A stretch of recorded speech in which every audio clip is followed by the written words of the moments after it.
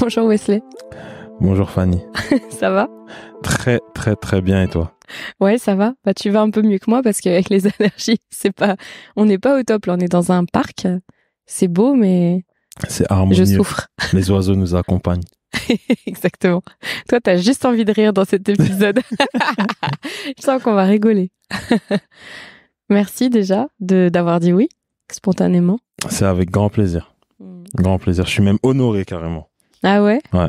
Qu'est-ce qui fait que t'as eu envie, parce que soutenir un projet, c'est une chose, et en fait, passer au micro et vraiment se frotter à l'exercice, c'est autre chose. Qu'est-ce qui fait que t'as eu envie de venir? Les premières fois qu'on s'est vu et qu'on a commencé à un peu parler de nos différents projets, j'ai vu beaucoup de grandeur dans ce que tu voulais mettre en place. Et je me suis dit que d'une certaine manière, ce que j'avais à dire allait pouvoir t'apporter des choses. Et je savais aussi que en allant un peu plus loin dans une conversation avec toi, ça allait aussi me permettre de voyager au sein de ma propre vie, sachant qu'à l'heure actuelle, je suis dans pas mal de questionnements. Donc voilà, il y avait la croisée des deux mondes. Ouais. C'est intéressant parce que on est sur un chemin, puis il y a un chemin parallèle juste derrière nous.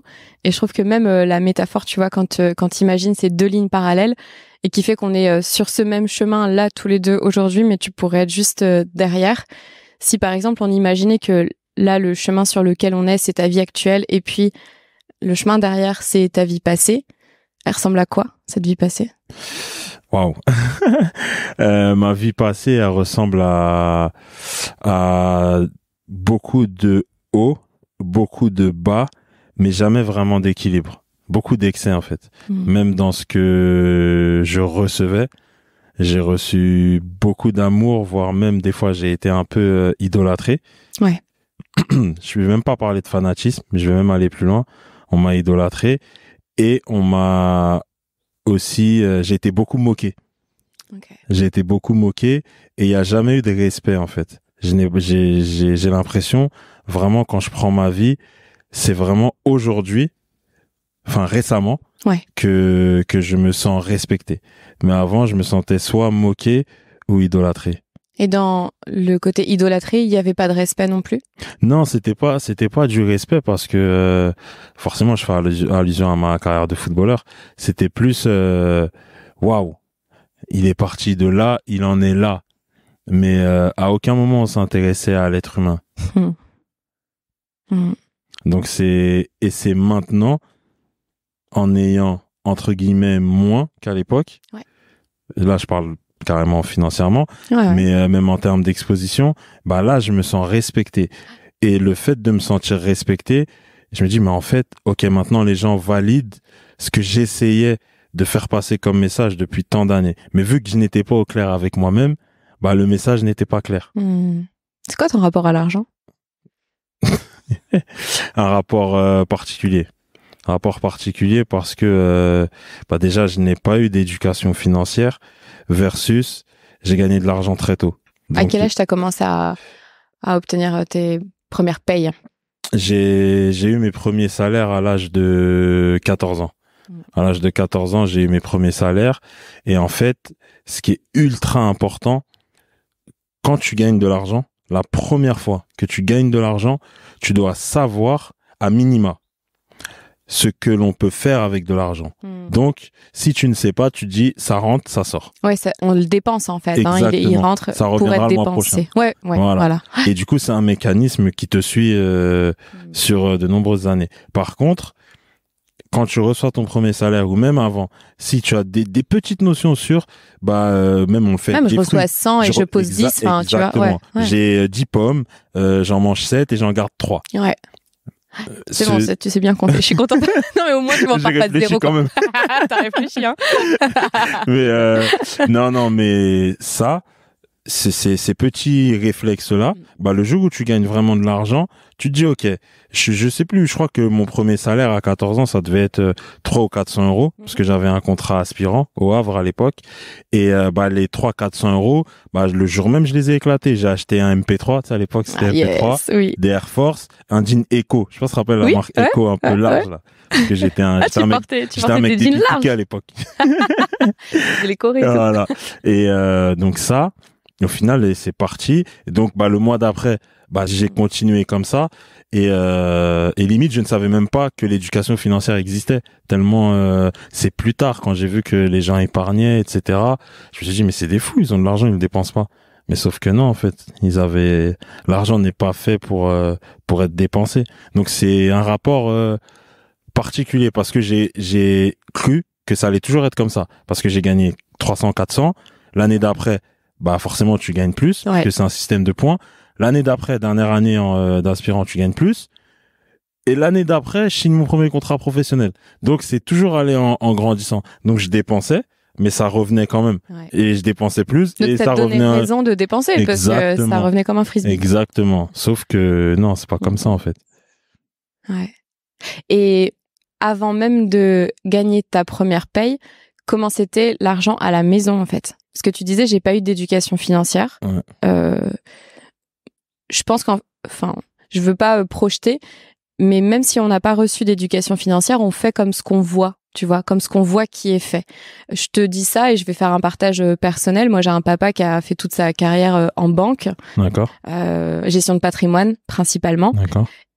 Et donc, naturellement, nous, à la maison, même si on nous disait pas spécialement, là, t'as de l'argent, place-le ou quoi, parce que c'était du petit argent de poche ou ce qu'on pouvait avoir, je sais pas, t'avais 30 euros à ton anniversaire, t'étais trop contente, tu vois. Moi, je sais que naturellement, je l'épargnais. J'avais vachement de mal à dépenser pour moi, tu vois. Je me disais, non, je le mets de côté et puis je verrai bien. Mais je pense que c'est que j'ai vu mes parents faire, j'ai vu mes parents parler devant nous aussi de placement. Donc, même s'ils le disaient pas directement, tu vois, les enfants font rarement ce qu'on leur dit de faire. Moi, ils m'auraient dit d'épargner, ça se trouve, j'aurais tout dépensé par esprit de rébellion, tu vois, un truc de l'adolescence un peu basique. Mais comme on ne m'imposait rien, mais que je voyais ce qui était fait, j'ai juste choisi, je pense, de reproduire une forme de sagesse avec la finance. Et du coup, moi, je me posais cette question, quand t'étais, donc, toi, t'as été en centre de formation à 10 ans et demi, c'est ça? Je suis parti à 10 ans et demi. Ouais, c'est ça. Et du coup, avant de partir, c'est quoi le rapport à l'argent, en fait, dans ta famille? Est-ce qu'il y en avait, est-ce qu'il n'y en avait pas? Et si on avait, comment c'était géré? Et si on n'avait pas, comment c'était géré aussi? En fait, on a, tout ce que j'entendais, c'est que c'est difficile. Ok. C'est voilà, genre c'est difficile la vie ou c'est difficile l'argent? À la maison, c'est difficile de joindre les deux bouts, etc. Je me revois avoir des petites piécettes par-ci par-là d'argent de poche, mais justement sans qu'on me donne le game en fait. On me donne l'argent, mais on me donne pas le game. C'est-à-dire tiens 10 francs. Mais il signifie quoi les 10 francs? Ouais. Tiens 10 francs. Genre 10 francs par rapport à j'ai que par exemple 15 francs. Donc c'est énorme ce que je te donne, ou j'ai 10 francs, j'ai 1000 francs. Enfin tu vois. Et surtout, tiens, attention, la prochaine fois que je te redonne 10 francs, c'est peut-être dans 2 mois. Ouais. Genre ça a de la valeur. Ça a de la valeur. C'est exactement. Donc on te donne sans la valeur. Donc moi je dépense. J'achète un bonbon. J'achète des bonbons, j'achète voilà. Et c'était surtout les gens comme nous. Donc famille issue de l'immigration, voilà, faut mettre des mots. Ouais. Les gens comme nous, financièrement, on galère. C'était ça le message qui m'était envoyé. D'accord. Et c'est pour ça que limite, je pense que quand j'ai gagné mes premiers salaires, limite avant même la majorité, j'étais celui qui gagnait le plus d'argent de toute ma famille. Donc ça a faussé les relations. Ça veut dire que fallait pas me contrarier. Parce que sinon, j'allais pas envoyer de l'argent. Fallait pas dire quelque chose qui ne va pas dans mon sens. Fallait être proche de moi, etc. Et moi, forcément, même si ce sont des membres de ma famille plus âgés, mais si je vois qu'avec l'argent j'ai raison, moi je ne vais pas mettre de limite en fait. Donc je vais m'enfoncer dans ça. Et c'est comme ça que ensuite les rapports avec l'argent ont été établis. C'est-à-dire que j'avais raison, il y avait un problème dans la famille, on m'appelait moi, et à un âge où déjà essaye toi de te sécuriser en fait. Donc il y a toujours eu ce truc de on ne sait pas le gérer, mais on en a besoin. Ouais. Sans entre-deux. Ouais. Et c'est pour ça que là, à 33 ans, je me rééduque financièrement. Ouais. À 33 ans. C'est intéressant parce que tu as dit tout à l'heure l'expression c'était dur de joindre les deux bouts à la maison. Et juste avant, tu as parlé de ces grands écarts entre pas du tout en avoir ou en avoir très peu et en avoir énormément. Alors, plus il y a d'écart et plus c'est difficile en fait de joindre les deux bouts. Donc, je trouve que tout va dans ce sens d'équilibre dont tu parlais. En fait, ouais, plus on touche le haut et on touche le fond, et plus c'est difficile de trouver sa place. Exactement. Là où quand l'oscillation elle est plus douce, on va dire, c'est plus facile. Et je fais souvent le parallèle entre l'argent et les émotions. J'ai pu constater, c'est juste un constat personnel, c'est pas une science infuse, mais j'ai pu constater que les gens qui géraient mal leur argent géraient mal leurs émotions. Bien sûr. Et je voulais juste savoir, toi, à cette époque-là, comment est-ce que tu gérais tes émotions ? Est-ce qu'on te l'a appris ou est-ce que c'est des personnes après, plus tard, que tu as rencontrées qui t'ont appris à savoir ce que c'est des émotions, à les banaliser, normaliser, à les accueillir aussi ? Allez, tu parles de l'époque où je gagnais beaucoup d'argent ? Peu importe, même quand tu étais plus jeune, etc. En fait, en gros, les émotions, globalement, c'était quelle place dans ta vie ? Est-ce qu'elles avaient une place déjà ? Et comment est-ce que tu les gérais de la même manière que, tu vois, c'était difficile ref l'argent, tu vois. En fait, ce qui a été difficile, c'est que dans un centre de formation, vu que c'est ultra concurrentiel, tu dois pas montrer tes émotions. Parce pourtant, elles sont là. Pourtant, exactement, elles sont là. Donc, quand c'est en groupe, tu rejettes. Et quand tu es tout seul, tu t'autorises 2-3 larmes. Sauf que, moi, j'ai fait 7 ans de centre de formation. Donc, 7 ans de centre de formation, c'est apprendre des décès, apprendre des maladies, à un moment donné, être moins performant, dans sa petite vie de jeune couple, avoir des ruptures, des trucs. Mais vivre plein de choses sans laisser la place aux émotions. Donc, forcément, tu tasses, et il y a un moment où ça pète. Forcément. Et donc, c'est marrant parce que ça rejoint le côté financier où moi je me revois sur une pulsion dépenser 600, 800, 900, 1000 euros très jeune parce que il y a quelque chose qui te plaît, mais vu que l'émotion te guide à ce moment-là, t'as pas le dessus sur toi-même à te dire oh là, c'est pas rationnel, c'est pas rationnel de dépenser de temps pour ça. Quelque chose donc, ou satisfaire un besoin très court terme quoi. Court terme donc. Mais comme le sexe en fait. Exactement. Un sexe non conscient, bien sûr. Vois, en fait. Et en fait, acheter quelque chose très cher et le regretter à l'instant même où je l'ai acheté. Ouais. Mais en se disant c'est pas grave, je vais combler d'une certaine manière, je vais l'acheter plus cher. Peut-être que là c'était pas assez beau, donc je vais l'acheter plus cher. Et le fait d'aller acheter plus cher, tu crois que tu te donnes de la valeur à toi-même. Mais la valeur, c'est pas ce que tu portes, c'est pas le prix du vêtement que tu portes, c'est sous le vêtement. Bien. C'est sous le vêtement la valeur. Et c'est vrai que on cachait nos émotions, on dépensait beaucoup d'argent pour combler certaines choses, mais au final, c'est un cercle où tu t'en sors pas. Ouais. Parce que tu penses boucher un trou, mais t'en ouvres un autre. Donc tu vas boucher l'autre et t'en ouvres encore un autre. Ouais. Et en fait, tu cours après quelque chose. Mais tout ça parce que, au départ, tu gères pas tes émotions, / tu ne gères pas ton argent. Ouais. Et aujourd'hui, comment est-ce que tu gères tes émotions ? Parce que ce qui est intéressant, c'est de voir aussi l'évolution et qu'est-ce qui t'a permis le plus d'apprendre à mieux gérer tes émotions, à les accueillir aussi, à être en connexion avec ce que tu pouvais ressentir. T'as dit un truc super important. Déjà, je me suis ouvert à accueillir certains ressentis parce que je n'ai pas peur de le dire, j'ai un ego qui est assez important et je me disais moi je suis ceci, cela, je n'ai pas le droit de ressentir ça, je n'ai pas le droit d'avoir de l'empathie, je n'ai pas le droit de ceci, je n'ai pas le droit d'être triste, je n'ai pas le droit. C'était aucune émotion, même pas en fait, la joie, t'avais le droit, ouais, mais pas forcément parce que je culpabilisais par rapport au décès que j'ai pu vivre. Je me disais moi je ne peux plus être heureux parce que ma mère n'est pas là. Si je suis heureux, quelque part, je la trahis. J'étais allé loin dans mes réflexions. Ouais.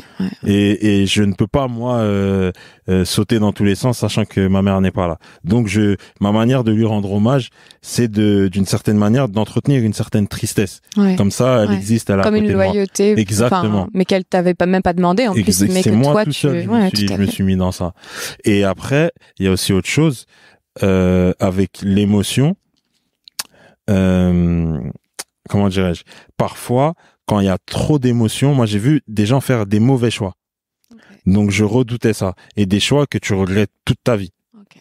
Mais à un moment donné, il faut aussi savoir accueillir tout ça pour pouvoir être la version de nous-mêmes que l'on veut être. Ouais. Parce que les émotions, peu importe la taille que tu fais, peu importe le poids que tu fais, ressentir des choses, c'est humain en fait. Bien sûr. Et on est vivant quand on les ressent. Exactement. Et c'est bon en fait de ressentir des émotions, qu'elles soient bien ou moins bien. On ressent quelque chose.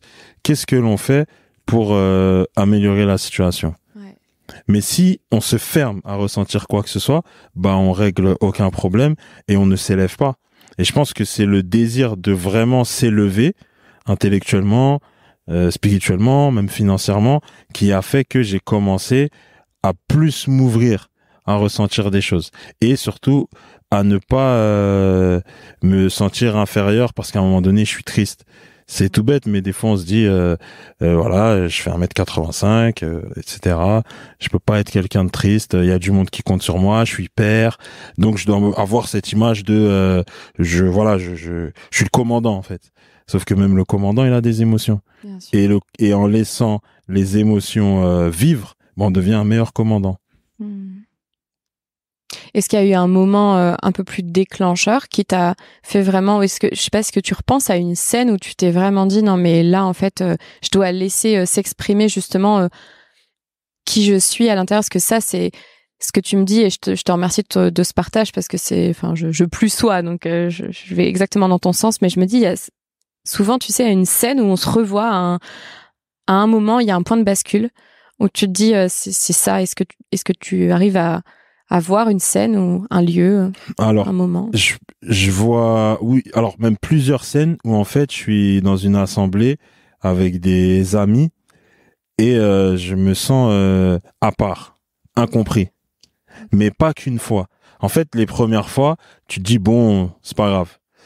Au bout de 4, 5, 6, 7 fois, tu te dis, il y a un problème. Ouais. Il y a un problème. À chaque fois, on me dit, ouais, mais toi, tu fais 36 choses à la fois. Ouais, mais toi, ceci, toi, cela.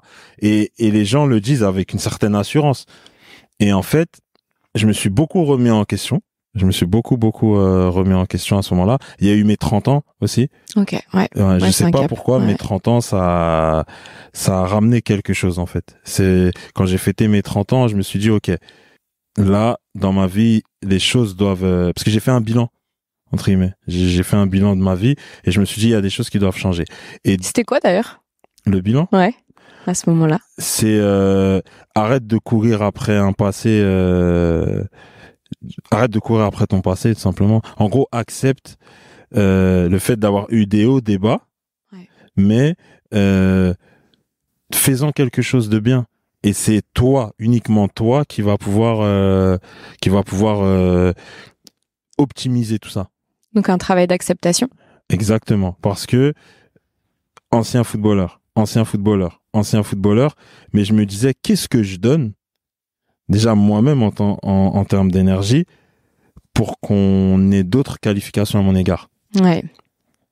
Tu vois ce que donc ça a été tout ça et oui, donc je disais, le fait de m'être senti un peu différent à plusieurs reprises, pour moi ça a été un déclic. Ça a été à un moment donné, assis-toi, remets-toi en question, pose-toi la question de ce que tu renvoies aux gens et pose-toi la question à toi-même, qu'est-ce qui te plaît en fait? Parce que j'étais toujours tourné vers l'extérieur.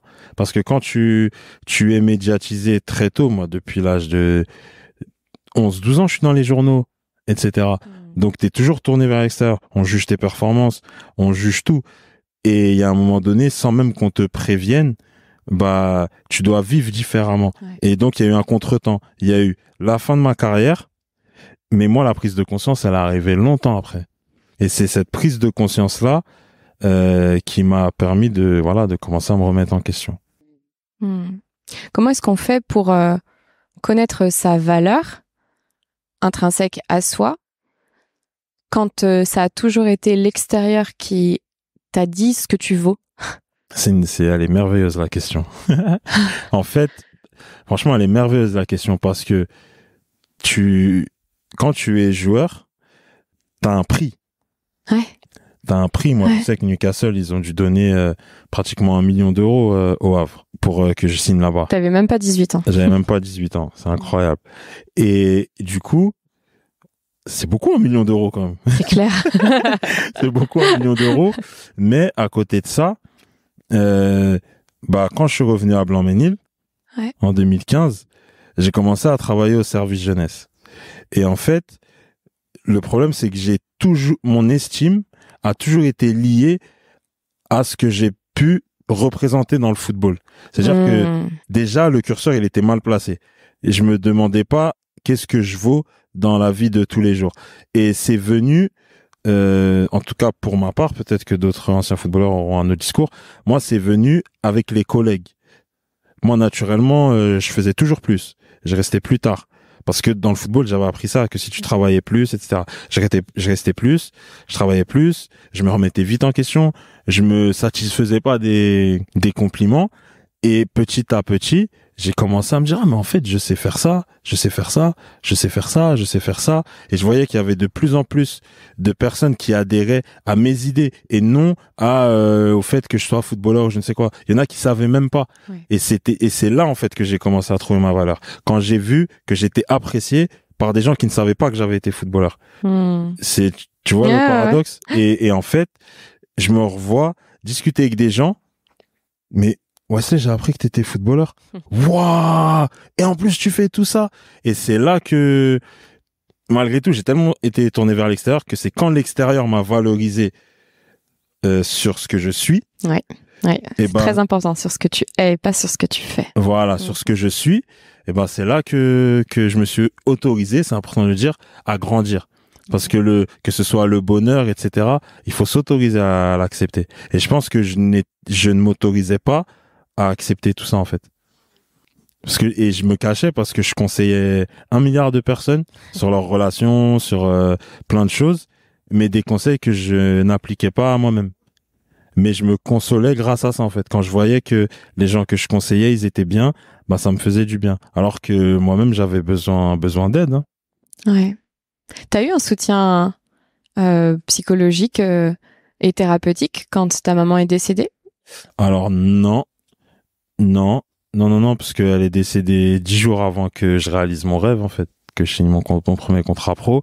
Et moi, je me suis caché, je sais pas, alors c'est un peu fou ce que je vais dire.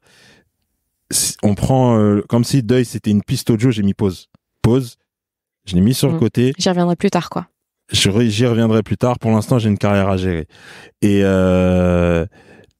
au final, le fait d'avoir mis pause sur le deuil, donc pas d'accompagnement psy, etc., je suis parti chercher beaucoup d'amour dans mes relations, mais avec un comportement qui ne suivait pas. Okay. Parce que je devais quand même tenir ma posture de footballeur, etc. Mais alors qu'à côté de ça, au fond de moi, il y avait un jeune homme qui criait au secours, en fait. Donnez-moi de l'amour. Je veux pas que vous soyez supporter. Je veux pas de supporter. Je veux de l'amour. Moi, ma mère, elle me donnait tout. Je veux juste de l'amour. Arrêtez Wesley. Non, donnez-moi de l'amour. Mais, je m'y prenais mal. Je m'y prenais mal. Un exemple? Je m'y prenais mal, ne serait-ce que les femmes vers qui je me suis tourné, tout simplement. Parce que, j'allais vers des personnes qui, je sentais, me voyaient très haut. Okay. Très, très haut. Mais à côté de ça, on n'était pas dans le vrai. Et donc, ça ne peut pas matcher. Moi, au fond, j'ai besoin d'un amour sincère, mais je me tourne vers des gens qui ne voient que le footballeur. Ouais. C'est impossible que ça matche. Et c'est un mécanisme que j'ai reproduit à plusieurs reprises. Et c'est pour ça que j'ai eu des relations chaotiques à ce moment-là, en fait. Et limite, les personnes, avec du recul aujourd'hui, je ne peux même pas leur en vouloir. Bien sûr. Parce que ce que j'offrais sur un plateau, se servait. tout simplement. Et alors que j'offrais quelque chose sur un plateau, mais c'est pas ce que je voulais. Mais il y avait aussi ah non, on est jeune, on est footballeur, faut sortir souvent, faut pas être... La panoplie, en fait, qui va à côté. Exactement. Ouais. Faut pas rentrer dans le truc de, ah non, moi je suis un gars posé, je suis tranquille à la maison, etc. Alors que c'est ce dont j'avais besoin. Moi, j'avais besoin d'une famille, en fait. Ouais. J'avais besoin d'une famille, mais j'allais chercher cette reconnaissance le soir. Sauf que le soir, on n'est pas dans le vrai. Après minuit, on n'est plus, voilà, le soir, quand on est en soirée, etc., tout le monde veut briller. Bien pas sûr. dans le vrai. Bien Et sûr. moi, j'allais chercher de l'amour dans ça. Sauf que non, en fait. Parce qu'à 5-6 heures du matin, quand la soirée, elle est finie, t'es au même point. Par contre, quand t'as une famille, à 5-6 heures, la famille, elle est toujours là, en fait. Et c'est ce dont j'avais besoin. Une stabilité. Exactement. Et je pense que cette instabilité a eu des répercussions sur mes performances. C'est l'un ne va pas sans l'autre. En termes de blessures, clairement, comme tu le sais, parce qu'on a souvent ces discussions-là sur le corps exprime ce que les mots MOTS n'expriment pas, en fait. Bien sûr. Le corps parle, le corps a une mémoire, et ton corps, il t'a bien parlé quand même. Il a fait beaucoup de bruit, mon corps. J'ai subi 6 opérations en 4-5 ans. Donc rupture des ligaments croisés genou gauche, genou droit, ménisque genou gauche, fracture 5e métatarse, fracture de la malléole. Tout dans les jambes. Ouais, tout voilà. Et 5 opérations et des grosses opérations pour le coup. Mais bien évidemment que avec ce que je traversais, et ce n'est pas pour trouver des excuses, mais entre ce que je traversais et surtout entre comment j'affrontais ce que je traversais, forcément le corps, le corps, il t'envoie un message. Mais surtout que tu sais, quand on marche ou quand on court, on est tout le temps jambe gauche, jambe droite, jambe gauche, jambe droite. Donc il y a une forme d'instabilité, mais qui est sur un mouvement. Je pense qu'il y a tellement pas de hasard que tu te sois fait frapper sur la partie basse de ton corps, parce que les jambes, c'est l'ancrage, c'est la famille. Donc côté gauche, c'est la maman, le côté féminin en tout cas. Donc ta partie féminine et puis la mère, les femmes. Et côté droit, c'est le papa et ta partie masculine et l'homme que tu es et ton lien au père. Et ce qui est intéressant, c'est que tu vois, de te briser entre guillemets au milieu des jambes, même là, tu sais, ça venait de te dire, je trouve ta balance, tu vois, parce que si on t'enlève une jambe, tu deviens instable. Mais c'était juste à l'image de l'instabilité intérieure que tu vivais, parce que tout ce qu'on vit à l'extérieur, c'est juste pour nous montrer le chaos qu'on vit à l'intérieur. Et souvent, les gens se disent oui, mais c'est la faute c'est à l'extérieur. En fait, non, c'est juste la vie. Je pense elle nous guide et elle nous montre, là, si tu vis ça ou si tu vis ce genre de situation, il y a peut-être quelque chose. Sauf qu'à cette époque-là, je pense que t'avais pas les clés. Et il y avait peut-être plein de choses qui ont été mises sous le tapis aussi. Pas l'entourage. Et le paradoxe, c'est que on donne, moi, pour ma part, j'ai fait 7 ans de centre de formation, ce qui est assez exceptionnel. On donne tout pour atteindre un objectif. Et ce qui est fou, c'est que, on idéalise cet objectif. Et quand on atteint cet objectif, donc il y en a d'autres derrière, mais on se dit, on a tellement sacrifié pour que c'est juste normal, en fait, que je récupère tant. Et derrière, quand il y a des complications, on comprend pas. Moi, vraiment, j'ai vraiment traversé ça, à ne pas comprendre. Ouais. J'ai sacrifié tant d'années. Je suis pas quelqu'un de méchant. Voilà. Je suis cool. Justement, moi, j'avais ce syndrome de, faut pas que mon quartier dise que j'ai pris la grosse tête. Donc, je suis resté ultra gentil avec tout le monde. Après, je nuance parce que j'ai fait beaucoup de Western Union, tu vois. Et je pense que moi, j'ai peut-être cru que c'était comme ça qu'on restait humble, enfin qu'on restait proche, connecté aux gens. C'est-à-dire que à l'époque, c'était MSN et je recevais, c'était le bureau des doléances. Hein. Ouais, j'ai ma facture SFR, oui, j'ai ceci, oui, j'ai cela. Est-ce que tu peux me dépanner? Et est-ce que tu peux? Oui, tu sais que je peux. Et j'ai eu beaucoup de mal à dire non.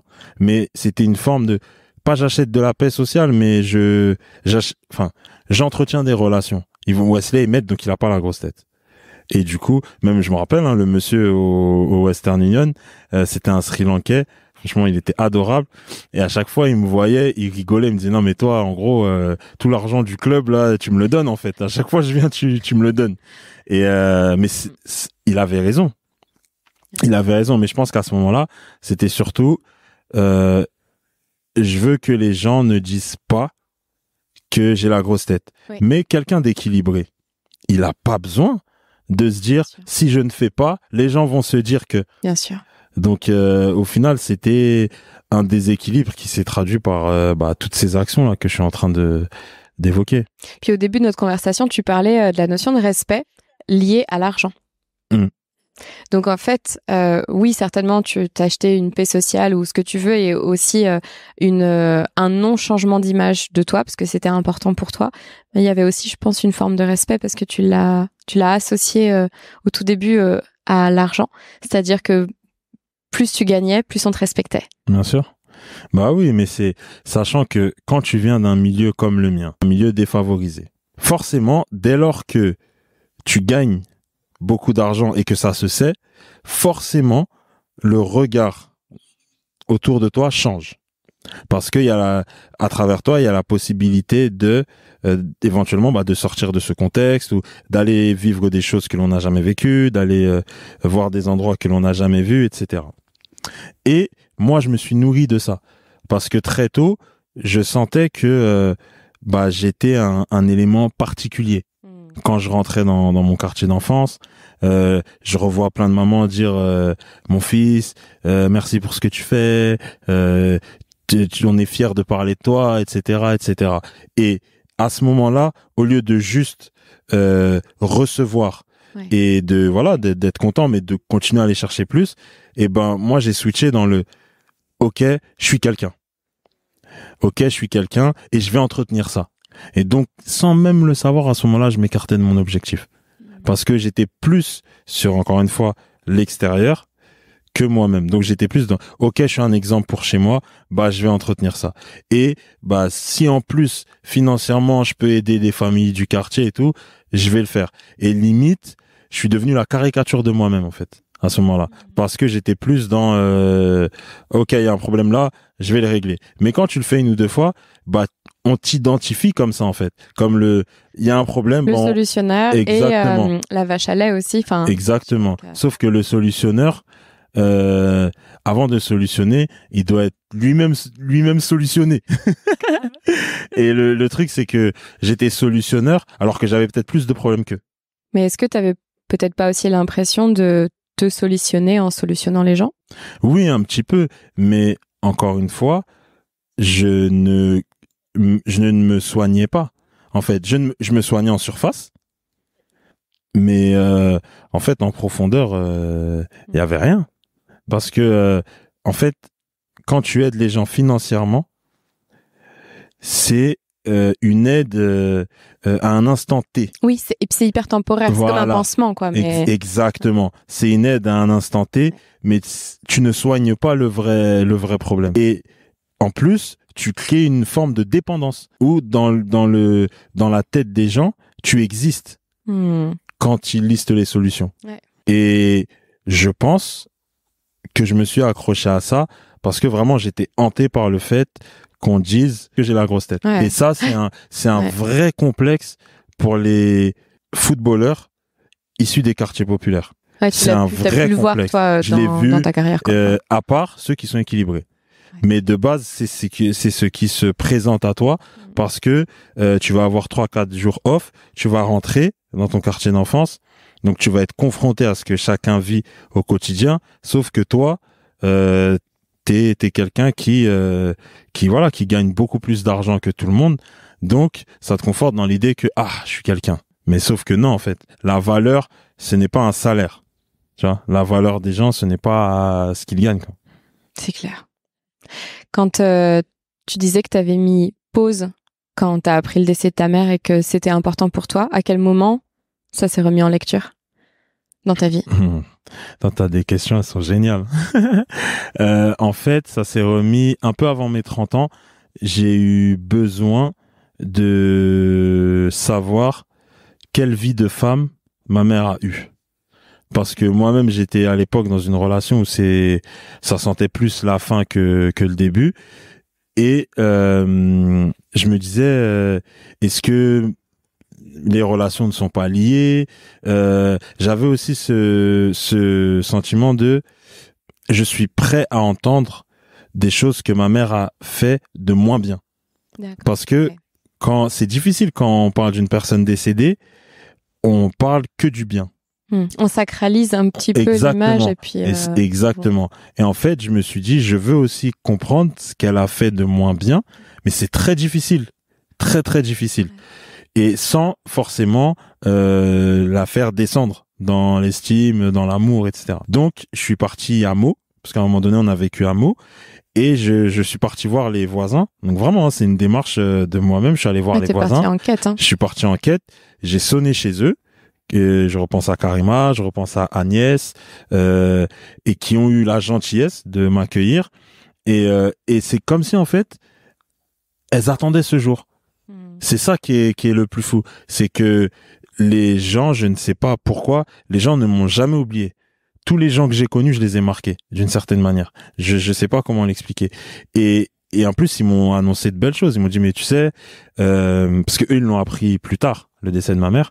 Et ils me disaient, Wesley, tu sais, parce que ma dernière année au Havre, j'avais demandé au club de trouver un appartement à ma mère. Et déjà, ça, ma mère, elle avait trouvé ça d'une grandeur, mais comment un genou comme ça, il prend des décisions comme ça? Et, en fait, je me revois à Meaux, donc il y a quelques années, quand j'ai demandé à ces dames-là, elles m'ont dit, mais alors avant de commencer, il faut que tu saches que ta maman était extrêmement fière de toi et qu'il y avait que toi à la bouche, quoi. Dès qu'elle parlait, et toutes, elles m'ont expliqué le jour où elle partait, où elle déménageait au Havre.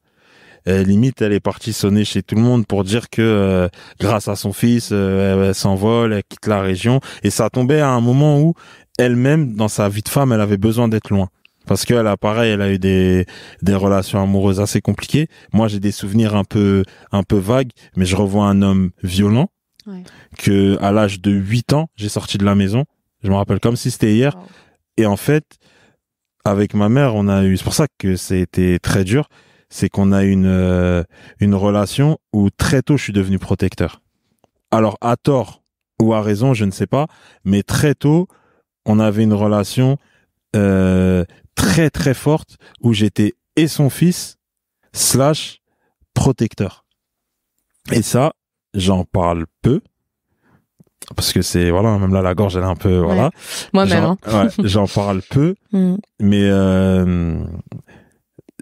c'était non quoi qu'il arrive, j'allais défendre ma mère quoi qu'il arrive. Et en fait, quand on m'a expliqué les relations qu'elle a vécues, limite je m'en voulais de ne pas avoir vu certaines choses, alors que j'avais 12, 13, 14 ans et j'étais même pas là, j'étais au Havre. Mais c'est pour dire la relation que j'avais avec elle.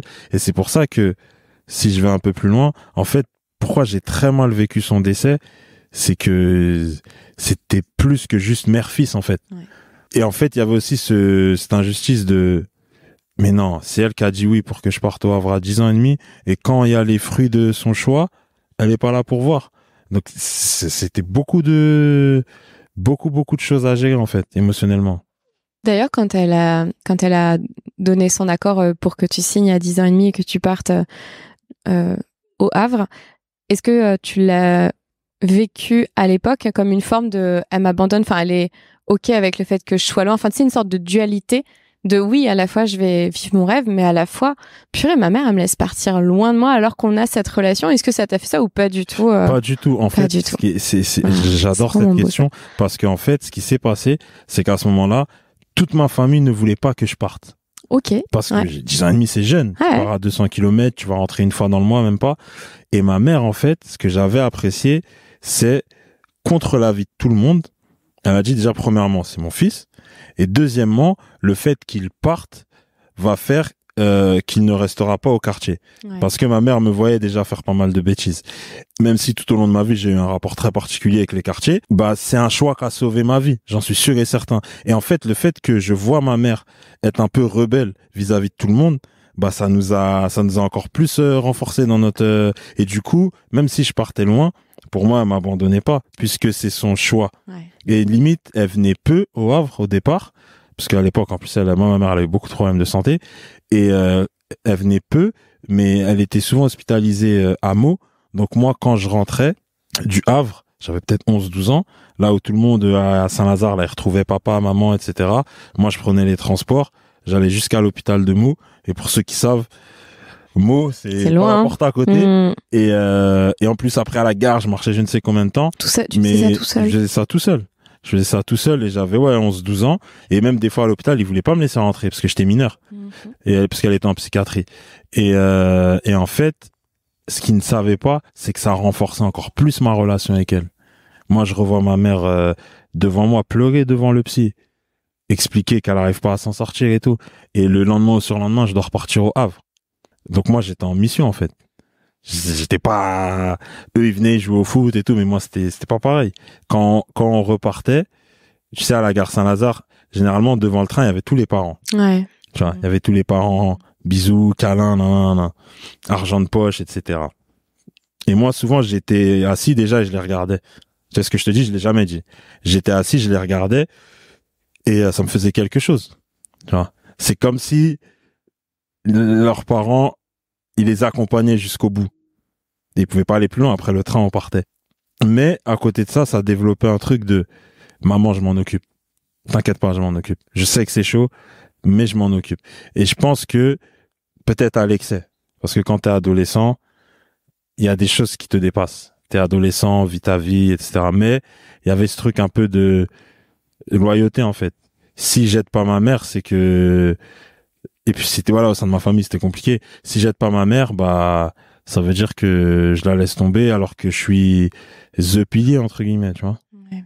Fait vraiment beaucoup de responsabilités sur les épaules d'un jeune garçon avec une carrière bien plus tôt que quand on fait je sais pas un bac plus 5 et on sort à minima 23 ans quoi, tu vois. Bien sûr.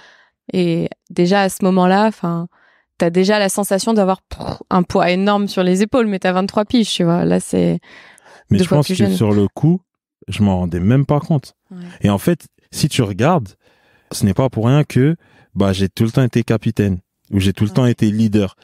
Et le mot maturité, moi, waouh, je l'entends depuis... Jusqu'à le mot, il est vieux maintenant. Trouvez-moi un autre mot. J'entends le terme maturité depuis tellement longtemps. Mais je me rappelle même le surveillant de nuit, à l'époque, Mario. Au Havre. Ouais, au Havre. Il me disait, j'étais le relais, j'ai toujours été relais depuis super tôt en fait. Et d'un côté comme de l'autre, les jeunes, ils venaient me voir, Wesley, s'il te plaît, dis ça au coach, Wesley, s'il te plaît, Regarde, joindre les deux bouts. Ouais, exactement. Ouais. Et que j'ai toujours été au milieu de lien, ça. Quoi. Et très très tôt. Donc, mais tout s'explique en fait. Tu vois là, quand on en parle, je suis en train de mettre des mots sur pas mal de choses que j'ai vécues grâce à ton podcast. Merci. Est-ce que tu peux identifier l'impact de la relation avec ta mère sur ta relation avec les femmes? Je te pose la question parce que moi, je me suis exprimée, tu sais, publiquement sur le podcast Histoire de Daron avec Fabrice Florent, sur le lien de ma relation avec mon père, sur la relation avec les hommes. Et je me dis, voilà, comme ça, à chaud, qu'est-ce que tu dirais que ça a créé comme pattern dans ton relationnel avec les femmes, d'avoir ce niveau de loyauté, de pourvoyeur, presque de sauveur aussi, face à ta mère? Est-ce que ça a créé quelque chose de similaire avec les femmes ou au contraire, puisque tu l'as tellement fait, avoir besoin d'être beaucoup plus soutenu, sauvé? Parce que ça peut être souvent l'un ou l'autre, quoi. En fait, il y a ça et il y a aussi le fait d'avoir vu beaucoup de conflits. Donc, j'ai trouvé ça normal. Donc, alors, qu'est-ce que tu as trouvé normal? Le fait de voir un couple en conflit. Ouais. Et du coup, je l'ai beaucoup reproduit, moi. J'ai beaucoup dans mes relations. Tu parles de ta mère avec ton père ou ta mère avec les hommes? Ma mère avec mon père, parce que mon père, ils étaient séparés déjà. Ouais. Et donc, je l'ai vu, moi, se disputer avec les hommes. D'accord. Donc, j'ai trouvé ça normal. Ok. Donc, d'ailleurs, c'est quelque chose que j'ai reproduit, moi, dans mes relations, où le fait qu'il y ait beaucoup de disputes, c'est pas grave. D'agressivité verbale ou ce genre de choses. Verbale, pas physique. Ouais. J'ai jamais vu un homme, à part le monsieur dont je parlais, qui était un peu alcoolisé, que j'ai sorti de la maison. J'ai jamais vu un homme lever la main sur ma mère. Par contre, j'ai vu et entendu des grossièretés. J'ai entendu des disputes. et donc je pensais que c'était ça en fait, être. Et il y a aussi autre chose, c'est que effectivement quand on parle de sauveur, bah moi dans mes relations avec les femmes, je me suis toujours positionné. Ok, je m'en occupe. T'inquiète pas, je suis là. Ton projet, je m'investis à 3000%, je vais l'emmener plus haut. Sans des fois laisser la place à la personne pour qu'elle s'accomplisse elle-même. Ouais, tu vois ce que je veux dire? Et oui, oui, oui. En tout cas, moi, ça m'a amené ça. Il y a le côté se disputer, c'est normal. Et le côté t'inquiète pas, je m'en occupe.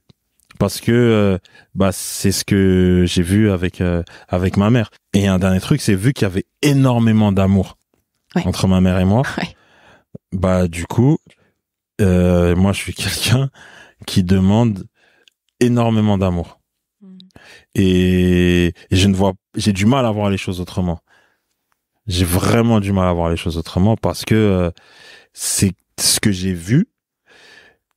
Et je pense que d'une certaine manière, vu que ma mère me manque, bah je pense que je cherche aussi à combler ce manque à travers l'amour qu'on me donne. Et c'est pour ça que j'ai toujours été avec des femmes plus âgées.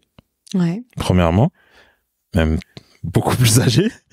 Et je pense que oui, inconsciemment, alors je vais pas dire que je recherche une mère, c'est pas ça, mais je recherche des qualités que j'ai vues chez ma mère. Et c'est difficile entre ne pas rechercher une mère, mais des qualités similaires. Ouais.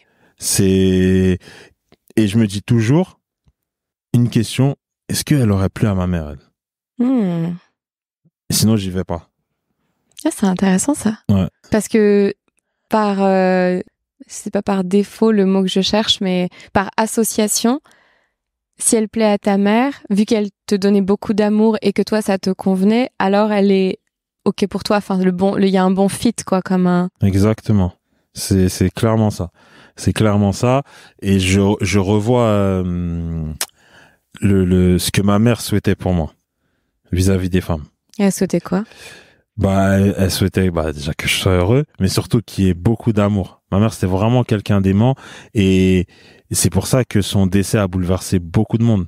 Elle prenait le temps à chaque fois de discuter avec les gens, alors qu'elle avait un tas de problèmes. Mais sincèrement, oh bah ça me fait penser à quelqu'un.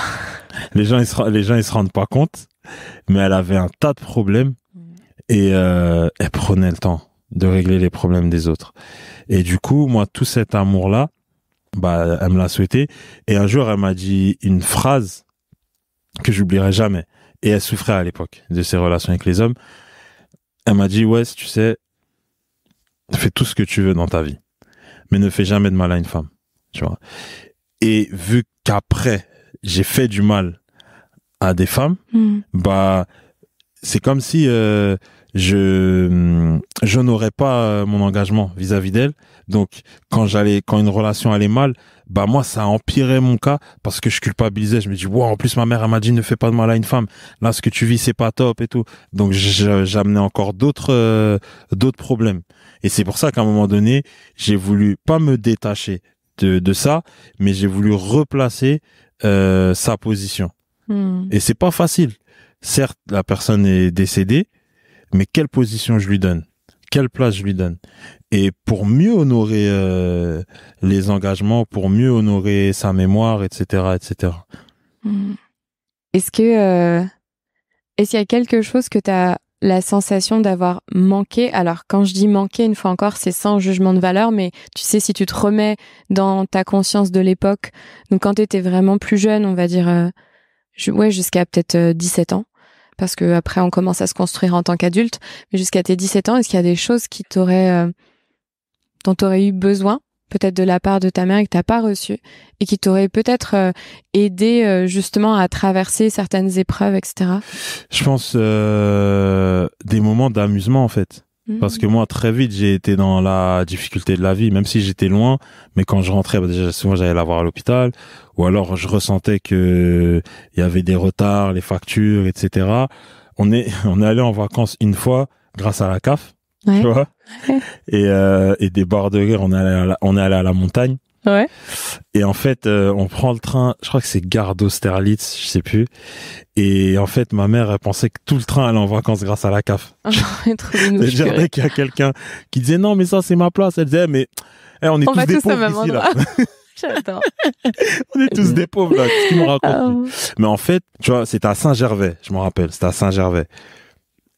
Ce qu'on a vécu sur ces vacances-là en termes d'émotions, juste le fait de partir, en fait, avec sa Bien maman, sûr. loin de ton quotidien et tout. T'avais quel âge? Je crois que j'avais 11 ou 12 ans. D'accord. Ouais. 11 ou 12 ans. Ouais. Et je voyais, parce qu'à chaque fois, les gens ils disaient, ah, c'est toi le fils à Nathalie? Parce qu'elle, elle parlait de moi à tout le monde, en fait. Elle faisait ma promo.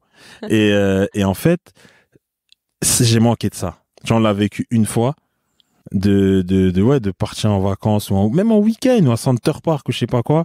Et je pense que trop tôt, alors peut-être pas avec une volonté à 200%, mais trop tôt, elle m'a plongé dans les problèmes d'adultes, en fait. Problème d'adulte. Et à côté de ça, au centre de formation, beaucoup de discipline et de rigueur. Voilà. Donc c'est vrai que l'amusement, alors que t'es un enfant, moi je dis souvent, les sportifs professionnels, je trouve que vous passez de l'enfance à l'âge adulte et tu vois, en un quart de seconde, exactement. tout va beaucoup plus vite dans votre vie.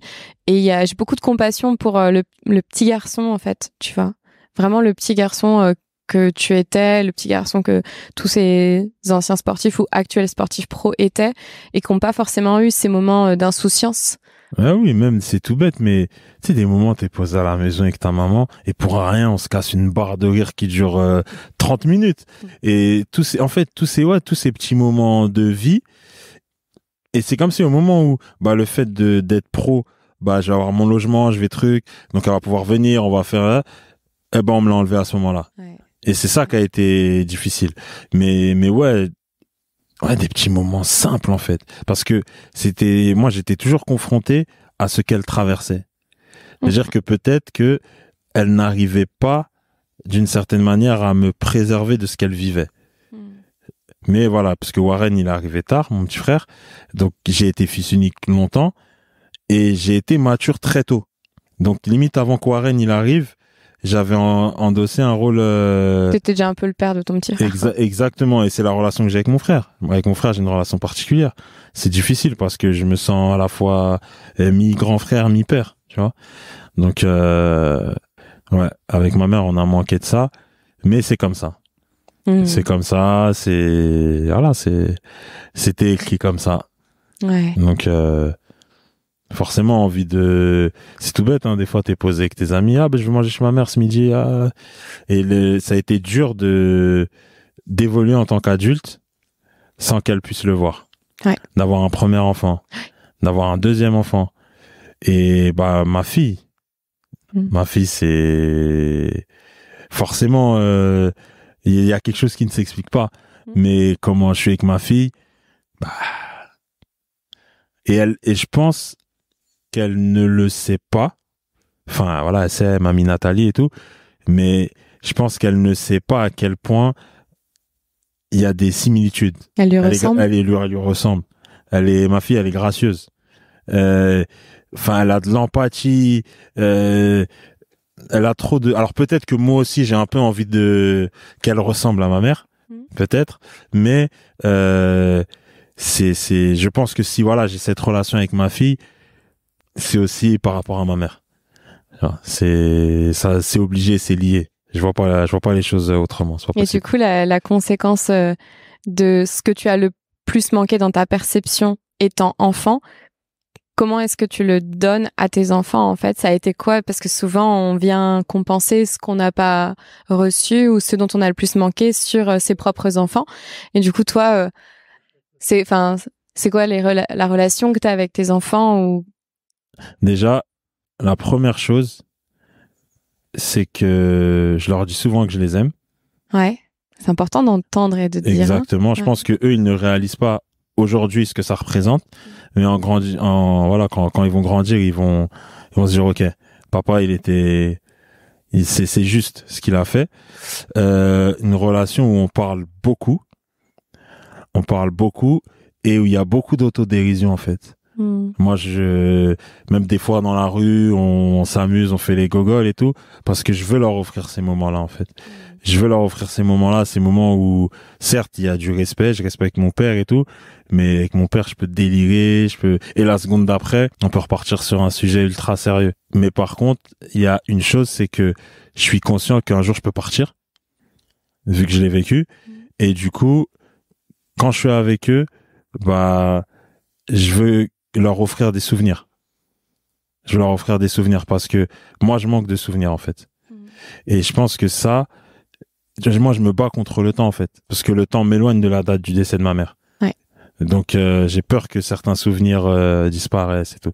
Donc voilà, dans ma relation avec mes enfants aujourd'hui, c'est ça. Beaucoup de souvenirs. En fait, beaucoup d'actions qui font que il y aura des souvenirs tout à l'heure, au téléphone avec mon fils. On parlait du pédalo, je faisais le gogo. Là, on va pédaler jusqu'en Italie. C'est tout bête, mais il s'en rappelle. Et c'est aussi pour ça que tu fais l'effort, en fait, de remémorer le souvenir pour les faire vivre peut-être aussi, pour qu'ils ne meurent pas. C'est ça, c'est exactement ça. En fait, basé sur ce que j'ai vécu, à quoi bon sert de vivre des choses si on n'en tire pas les conclusions et derrière on transmet pas. Donc moi, c'est vraiment ça avec mes enfants. Et surtout, certes, mamie Nathalie, mais d'avoir une très bonne image et surtout que quand on parle de mamie Nathalie, c'est pas triste. Ouais. On rigole. Ah ma mère, tu sais qu'à cette époque, elle m'a dit ça, on a rigolé. Et ça leur montre quelque chose de bien. Et moi aussi, ça me fait du bien.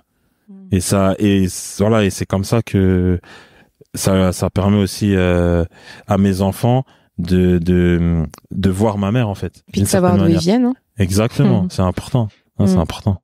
Magnifique. Et s'il y a quelque chose que tu aimerais ajouter, que ton cœur a envie d'ajouter, qui peut avoir un rapport ou aucun rapport, juste quelque chose de très spontané. Moi, ce que j'ai envie de dire, ce qui me tient vraiment à cœur, moi, en fait, je souhaite que tout le monde soit heureux.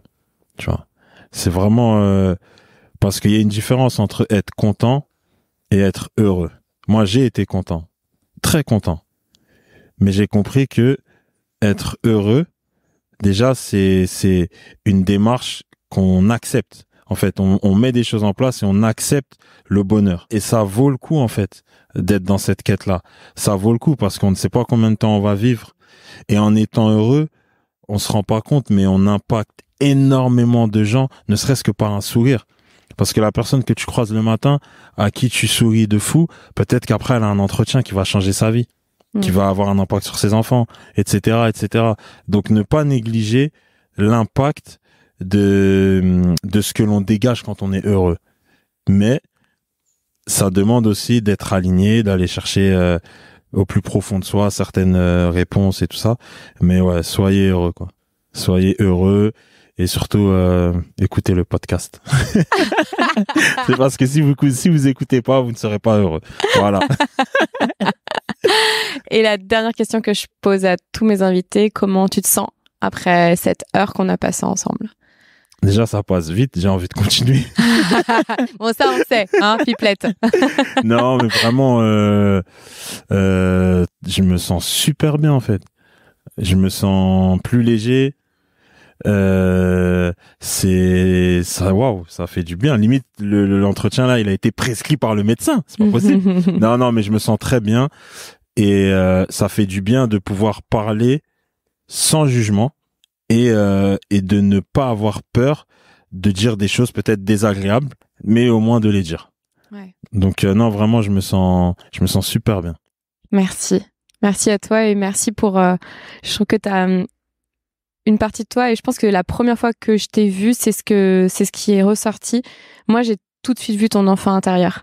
Il y a vraiment ce truc qui émane de toi où à la fois t'es clairement un père avec tes responsabilités et à la fois on voit vraiment ton enfant qui a envie de prendre du plaisir et de se marrer parce que on peut faire les choses sérieusement sans se prendre au sérieux et c'est beau en fait cette spontanéité parce qu'elle est à la fois dans ta façon de t'exprimer, elle est très touchante parce que je trouve que tu te montres vulnérable et tu permets aux autres en retour de l'être et de le faire.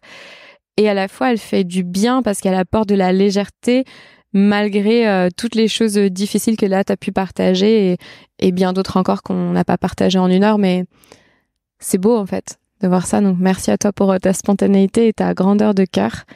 et continue à être qui tu es, puisque de toute façon, ta valeur est liée directement à ton être et pas à ce que tu fais. Non, mais merci à toi.